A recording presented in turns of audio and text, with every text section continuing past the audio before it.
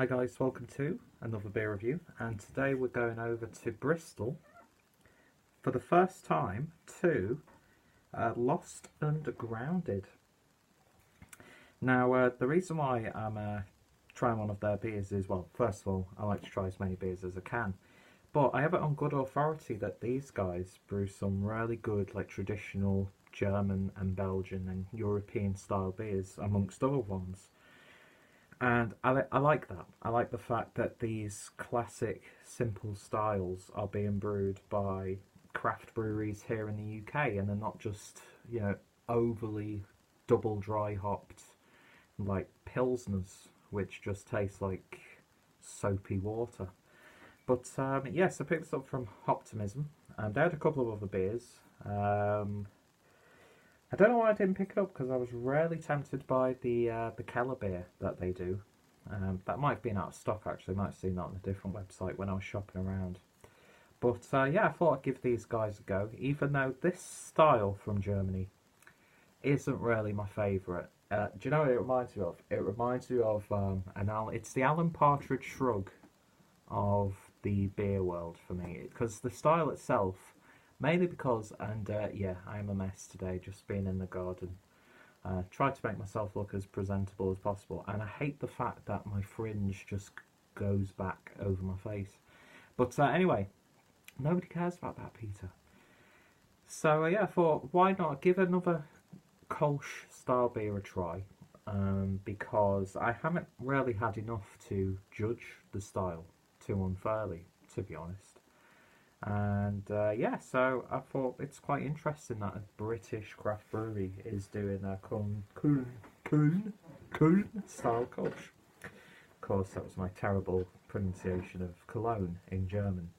And yeah, anyway, so the beer is This Is Nowhere, and it's described as an unfiltered Köln style ale. So beer brewed and bottled in the UK, store refrigerated, drink fresh, unfiltered, may contain sediment. Lost and Grounded Brewers Limited, 91 Whitby Road, Bristol, BS4 4AR UK.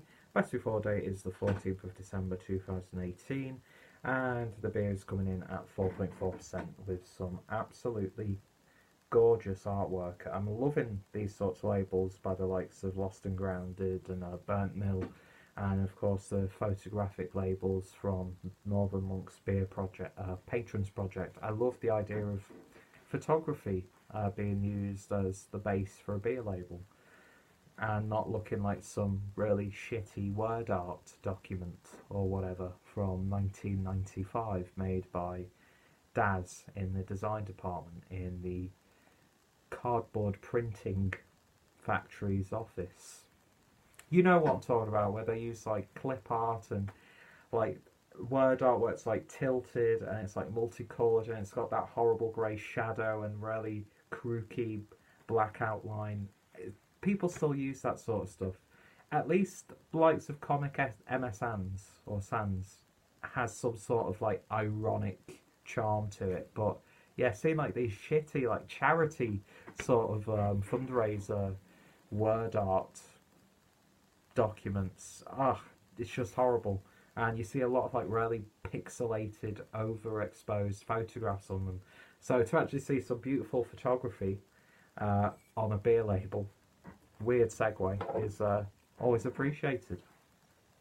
So of course, big shout out to Optimism for the order that I made. Every beer that I've had from them, from that order, has been fantastic and great service. So I will definitely be ordering from Rob again. So, beer in the glass then. And that is pouring like you would expect the style to be. Albeit a little bit more chalkier and very slightly cloudy. But yeah, it's got a lovely sort of golden, slightly orangey amber look to it. A pillowy one finger's worth of white head. And yeah, it looks like it's got a little bit of body to it, which is always appreciated. So it looks good. It's got that sort of like, almost like lemon, honey and lemon medicine look to it. Like Benylin, almost. But yeah, it's looking good. So let's see what we get on the nose.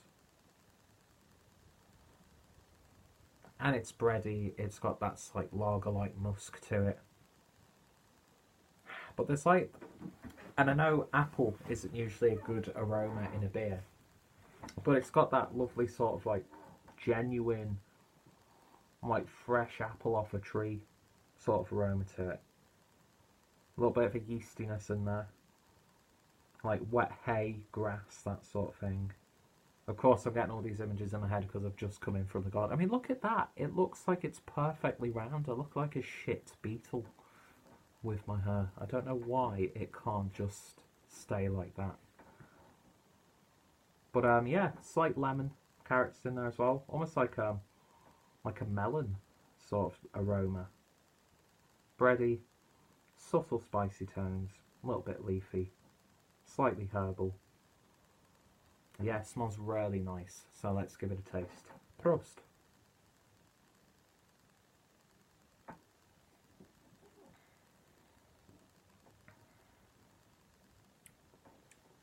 And that's silky smooth. That's got a lovely, bolder body than usual, even for this style of beer. Lovely citrusy tones coming through on that one. It's bready, it's biscuity, it's crisp, it's clean. There's a spicy earthiness on the back end in terms of bitterness as well.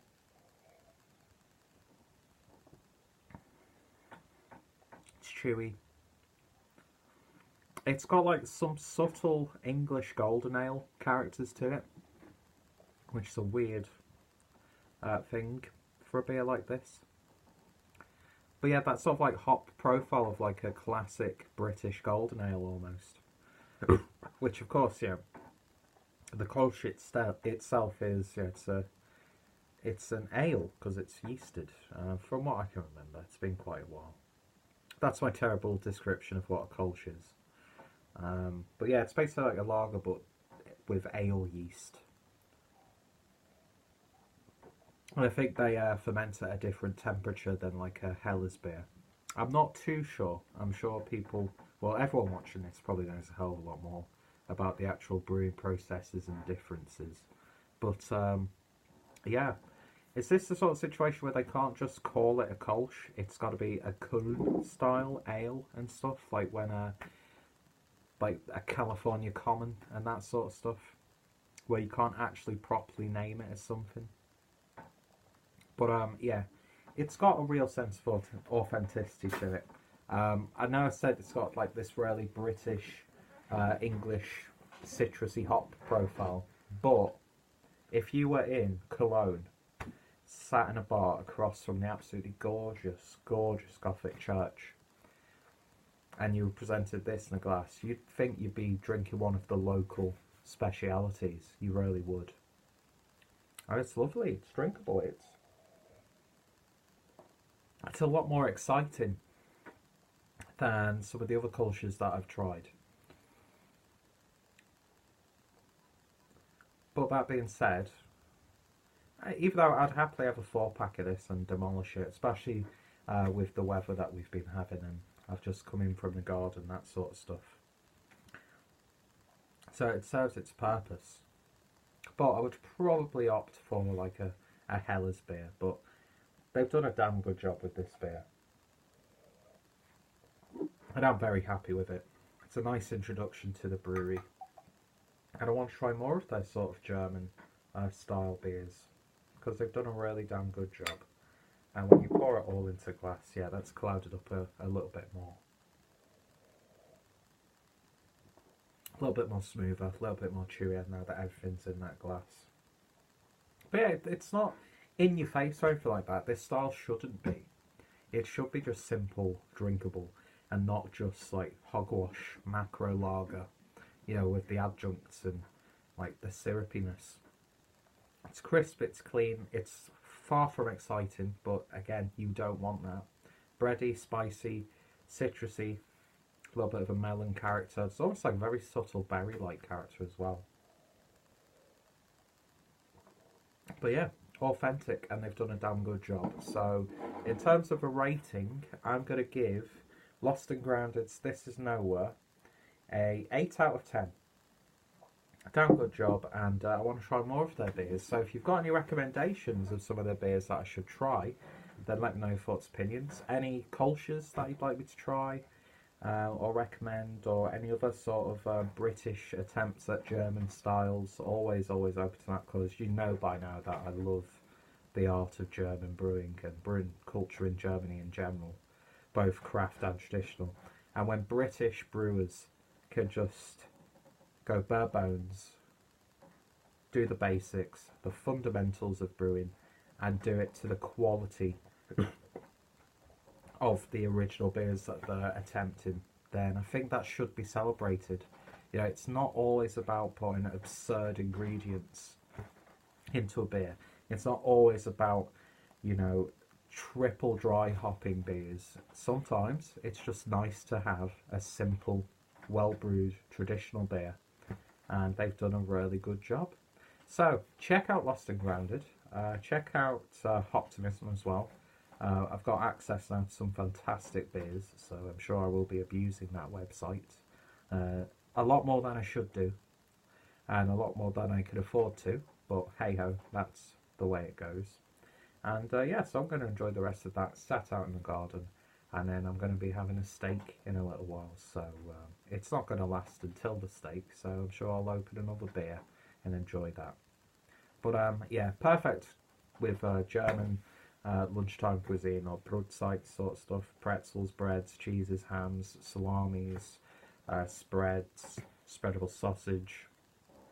Be perfect with a barbecue, perfect picnic beer, perfect beer to just simply pair with any sort of food, and just to sit back and enjoy and relax the beer. So even though I spent 12 minutes talking about it, it's simple and it's not really too much to pick apart, but it's just so really well brewed. Anyway, thank you for watching, and I shall hopefully see you all later. Cheers!